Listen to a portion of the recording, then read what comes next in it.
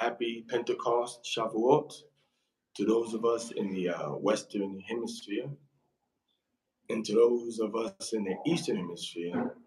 May you have a pleasant and a beautiful and holy and a blessed Shavuot, Shabiwath also, right?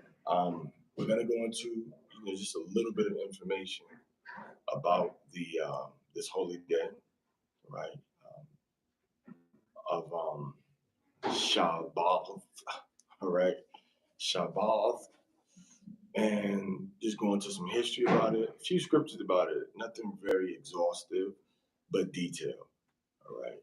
So this is coming from the Yasharahla Torah Wisdom Commandments, number 107 through 142, exhaustive with halakha, based on article number 5 and article number 6 of the 12 Torah articles of belief of Yasharahla, established and agreed upon by Masharah Yasharahla, of which most of the elders that agreed to it have since forsaken it and started to practice strange doctrines of devils, to be quite honest and frank with you. Right, so this is coming from the section, it's a lot to do for that, Torah. This is the Torah section dealing with times and seasons. And where I want to go to is the section that deals with this holy day that we're upon right now. All right. Now we know in subsection number 3, we're told about the 3 yearly feast. All right, to celebrate the feast, to celebrate the festivals according to Exodus chapter 23, verse 14, of unleavened bread, of Chag Hamatzawa, the Feast of Harvest, which is also called the First Fruits, which is also called Pentecost, which is also called Shavuot, Bakwaria, and also called Chag HaKwatzariah. All right, dealing with the harvest, of course. All right. Law number 113, we're also told to rejoice on the festival. So this is a time for rejoicing. All right. Law number 14, 114, very important. Only the males are commanded to appear before Yahweh during these holy days, during these feast times and these festivals. Okay. According to Deuteronomy chapter 16, verse 16. And we know that the temple was destroyed by the Romans in 70 AD. All right. Now, a few things I want to, just something real quick, and forgive the digression, okay? But, one thing that I kind of want to go and just, share with you real quick is the fact that there are some people that teach that a woman can come to the place of worship on the holy day when she's on her period, because that was only for the temple. Okay, but you know what else was for the temple? What else is for the temple was the tights. The tights were for the temple. It's for the Levites. All right. You know what else is for the temple? These holy days we're reading about were supposed to be kept in Jerusalem. So it's amazing to me that men, even though these scriptures specifically say these days were practiced and observed and celebrated in Jerusalem, even though the scriptures specifically tell you that the tights were, you were supposed to bring your food and your crops 10% to Jerusalem to celebrate. You're supposed to give 10% to the widows and the orphans and the fatherless and the Levites that lived in your gates and stranger. And you're also supposed to give 10% to the Levites. All right. At no point of that do we see it mandatory to give to a camp leader or an organization that does not represent the national cause. So it's amazing to me that people can look past these examples of things that were commanded to be done in Jerusalem, but yet they do them outside Jerusalem, even though they're specifically, and that's okay. But then something that does not specifically say, and that we see being observed in captivity, such as a woman menstruating, that they want to push that upon people to participate in these holy days when a woman is menstruating. So these are things that you have to be, very, very extremely careful about. Or you have to be extremely careful, okay, when we have situations like this. And why do I say that? Why do I say that? I say that because that's not the spirit of the Most High. That's not the spirit of the God of Abraham, Isaac, and Jacob. That's not the God of the 12 tribes of Israel. That's not the God of the Bible.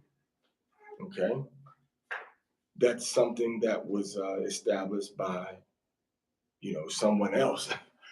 But our scriptures don't tell us to make those types of exceptions, to the rules. So we have to do exactly as the Most High, commanded us to do. Okay, we have to do exactly as He commanded us to do, and we can't, we can't be, we can't cut corners. Okay, we can't cut the corners. We have to do what He said to do. All right, we have to do what He said to do, the way that He said to do it. All right. So these feasts and festivals, we're supposed to be keeping those right now, no doubt about it. But the laws about, menstruation and things like that and tights, and people want to pick and choose what scriptures that specifically are about the temple they want to keep in captivity, but the ones that suit them, they find those more favorable. But the ones that fit a hidden agenda, right? They want to, you know, modify those. All right. All right. So, so moving forward, what we can do is, we can go ahead into, you know, um, some of these verses. And the reason we want to go, into the verses again is, is so that we can have an understanding of what we are required to do. All right. What we are required to do.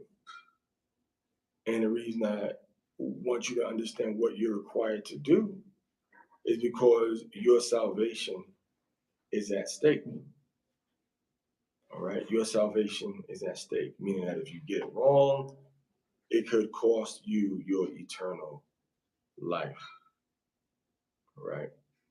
It could cost you your eternal life if you don't want to, do what He said to do. So you have to look at what He said to do, and you have to make the adjustments in your life. So again, the temple was destroyed by the Romans in 70 AD. So we don't have the temple now. All right. So now, if we go into, and again, this is going to be brief. First, we start off with understanding the counting of the Omer, all right, or the Iwamar, all right, which is going to be law number 127. The Omer were commanded to count 49 days from the time of the cutting of the Omer, which is the 16th of Abib is when it starts. All right, the first sheaves, the first cuts of the barley harvest on the 16th of Abib, and this is going to be on Deuteronomy chapter 23, verse 15. All right, tells us about that. Okay.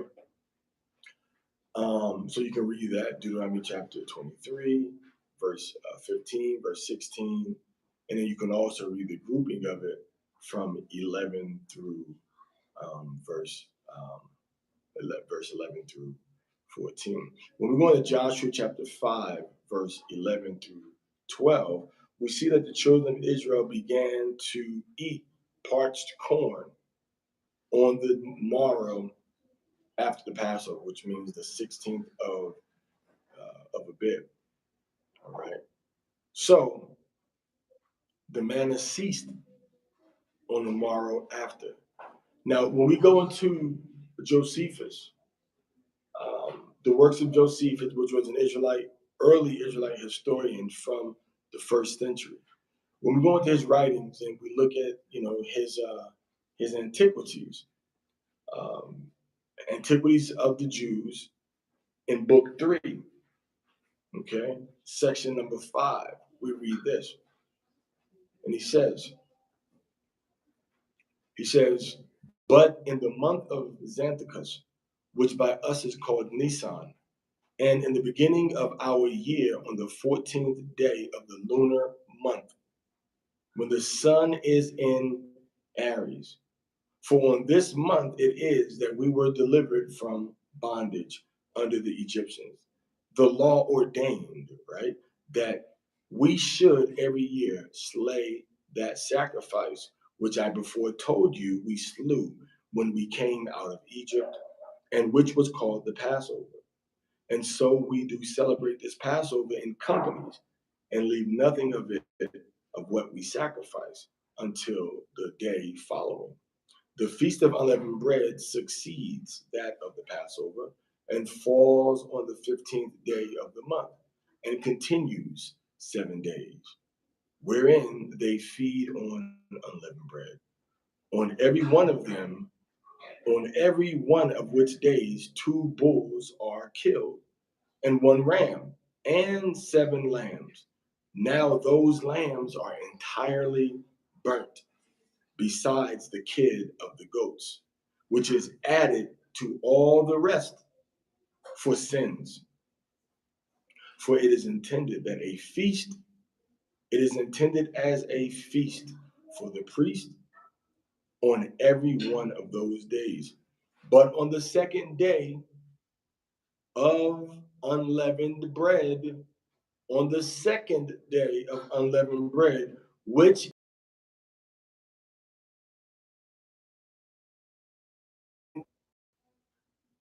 they first partake of the fruits of the earth.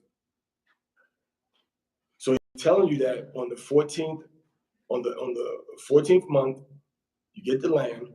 15th day, you have the celebration for Passover. And then he said on the 16th day, what happens? On the 16th day, you did the first fruit of the barley. And this is why the Pentecost is called the Feast of, it is also associated with the first fruits. We won't go into too much details about it, but it's associated with the first fruits also.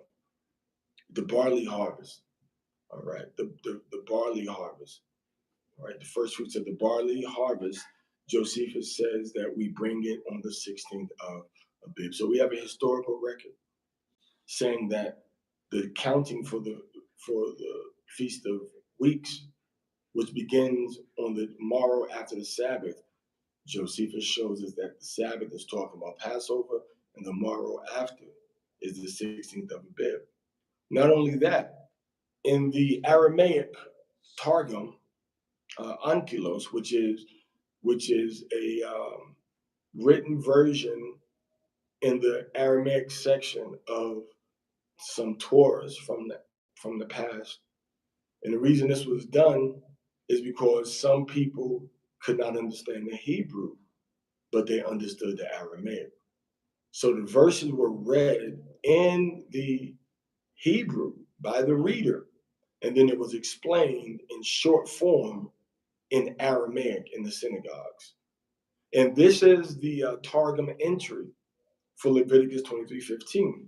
And he says, and count to you after the festival day, from the day that you brought the Omerah of the elevation, 7 weeks complete shall they be. So 7 weeks from the day that you brought the Omer elevation offering, which was the 16th of Abib. So again, Onkelos is very clear in the commentary for the Torah that goes back centuries before we were even exploring the Western Hemisphere. All right. When I say most of the world didn't even know about the Western Hemisphere. Some of us were already in the Western Hemisphere, but this is centuries before exploration started to take place in the Western Hemisphere. All right. Now, in the Targum of Jonathan ben Uziel, now these are ancient records, and we have to respect the ancient records.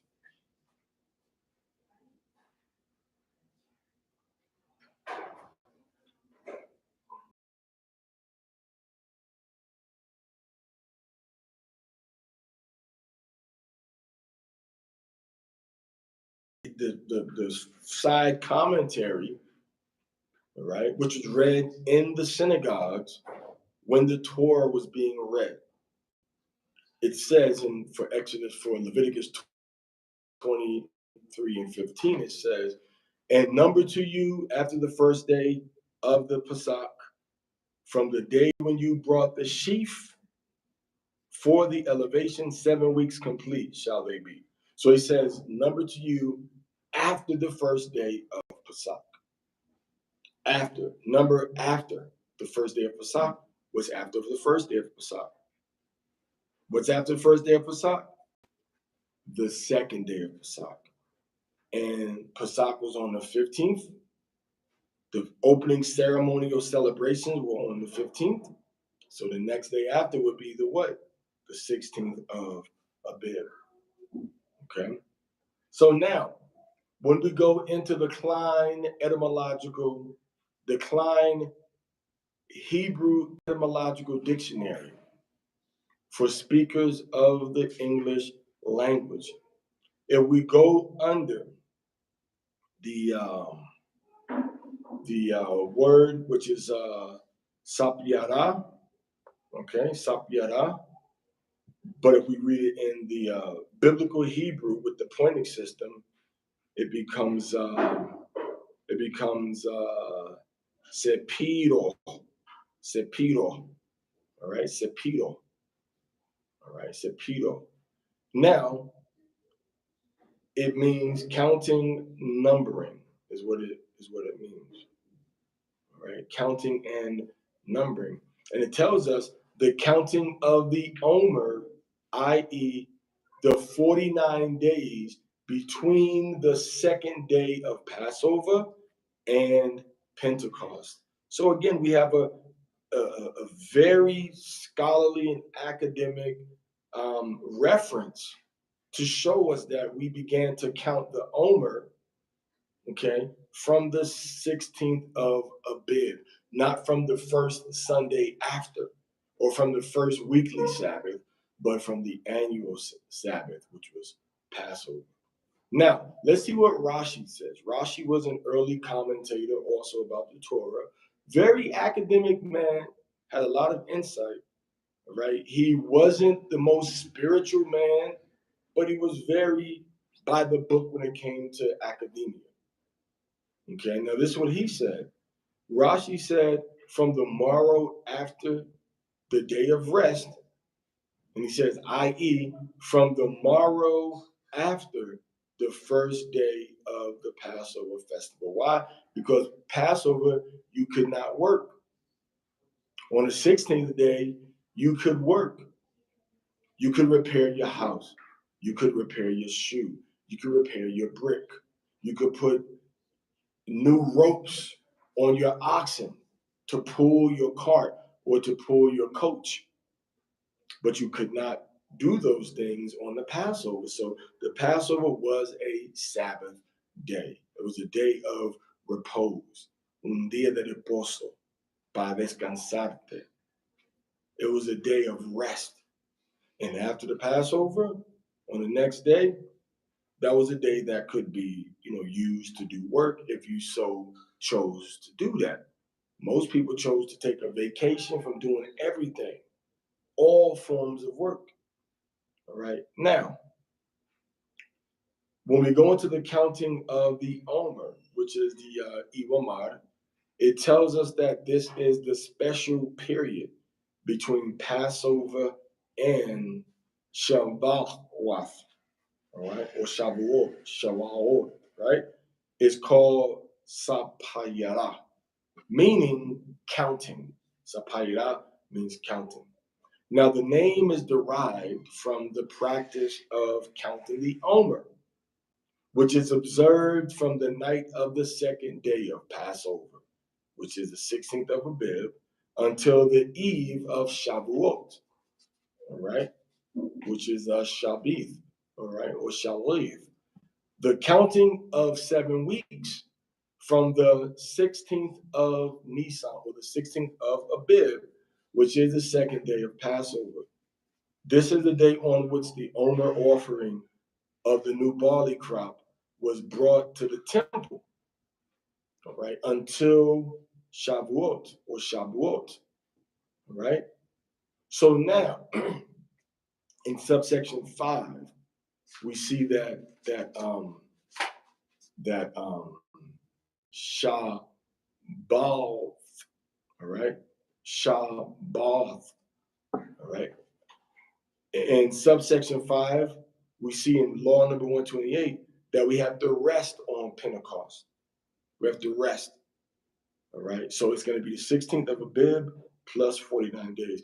For us in the Western Hemisphere, it begins tonight, Tuesday, May 23rd, until Wednesday, May 24th.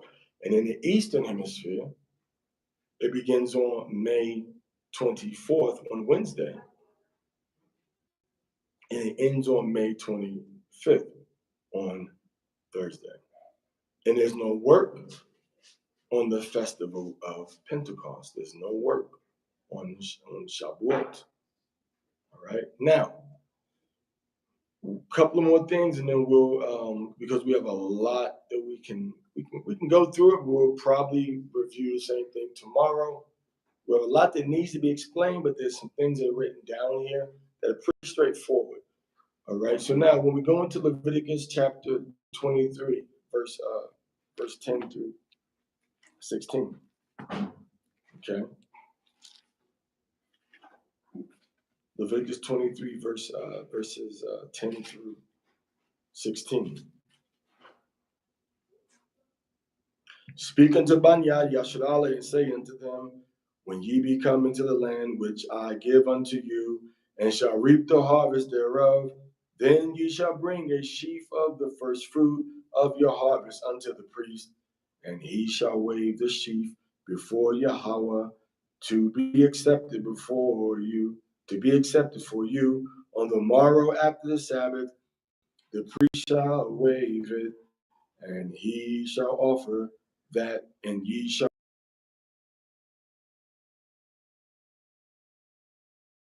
he lamb without blemish unto Yahweh. The offering thereof shall be 2/10 deals of fine flour mingled with oil, an offering made by fire unto Yahweh for a sweet savor. And the drink offering thereof shall be of wine, the fourth part of an hin. And ye shall eat neither bread, nor parched corn, nor green ears, until the selfsame day that ye have brought an offering unto your Allahayim. And it shall be a statute forever throughout your generations in all your dwellings. And ye shall count unto you from the morrow after the Sabbath, from the day that ye brought the sheaf of the wave offering. 7 Sabbaths shall be complete, even unto the morrow after the 7th Sabbath shall ye number 50 days, and ye shall offer a new meal offering unto Yahweh. Now, when we read this, you have to remember that the word Sabbath means rest. The word Sabbath is not always talking about a weekly Sabbath. And when you read the word of Yahweh, when you read the Torah, when you read the Mikra in Yehudith or Yahudayith or Judite, or Hebrew, because that's what it's called in the scriptures. It's called Judite. In the Mikra, in the books from, in the book, let's say from Malachi back to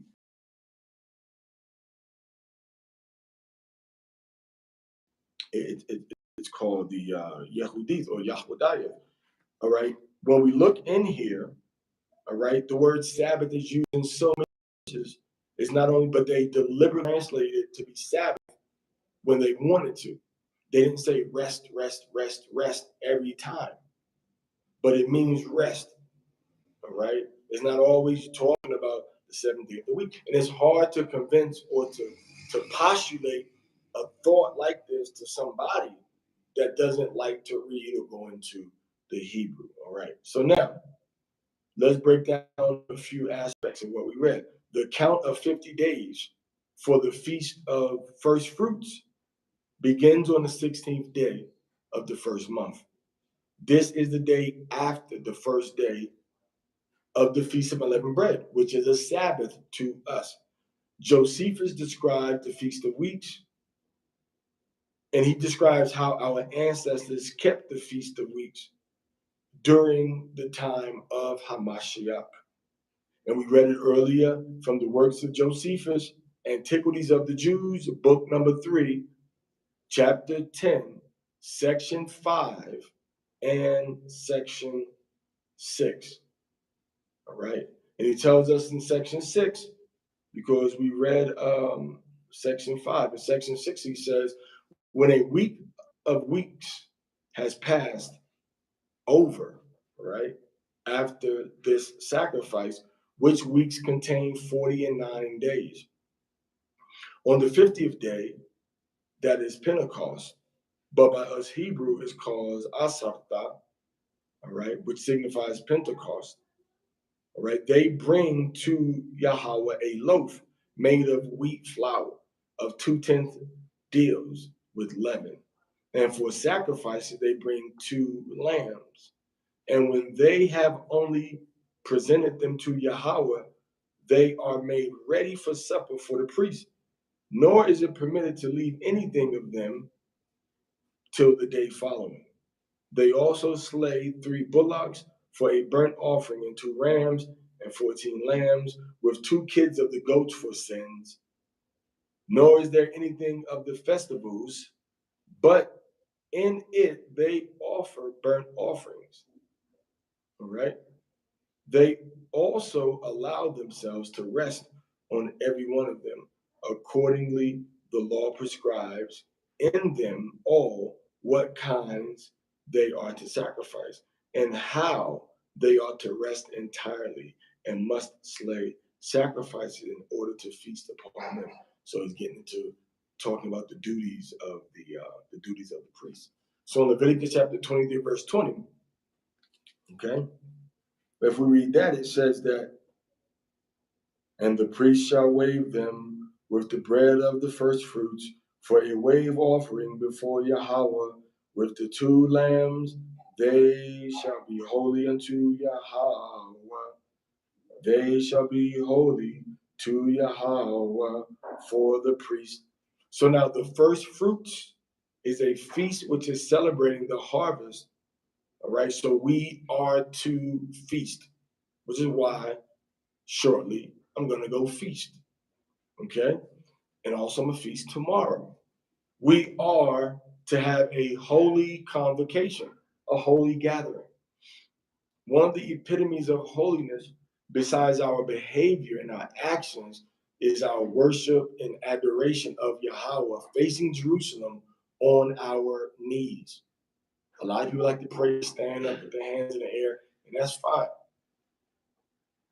But to prostrate and bow before Yahweh is a very high act of worship.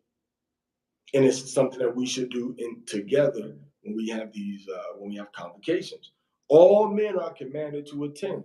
For a woman to attend this feast is a luxury, is optional. It's not mandatory. It's not mandatory. It's not obligatory. This particular matzawa or mitwa mitzwath actually is not upon her. It's not upon her. All right. Her family or she personally can decide to attend this feast celebration, but it's not mandatory for her. Right?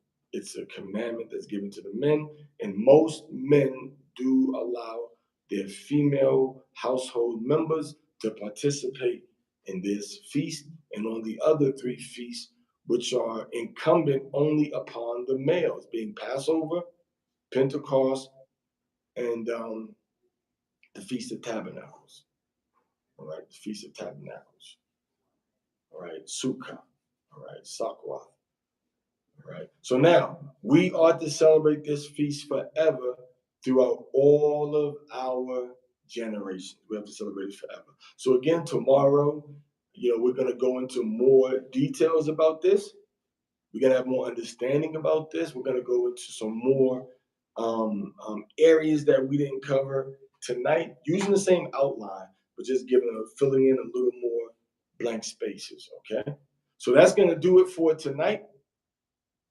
So we're going to end this broadcast, and I hope that you were able to get some good information.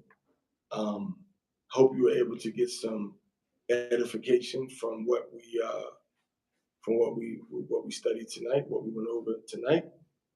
Okay, so we're going to go ahead and shut down for tonight. All right, in the broadcast. And may Yahweh bless and protect all of you in the name of Yahweh Shia. If we have any questions, are there any questions? Okay. All right, so Yabarak Kam Yahweh, Bashem Yahweh Mashiach, Shalom Lakam Yasharahla.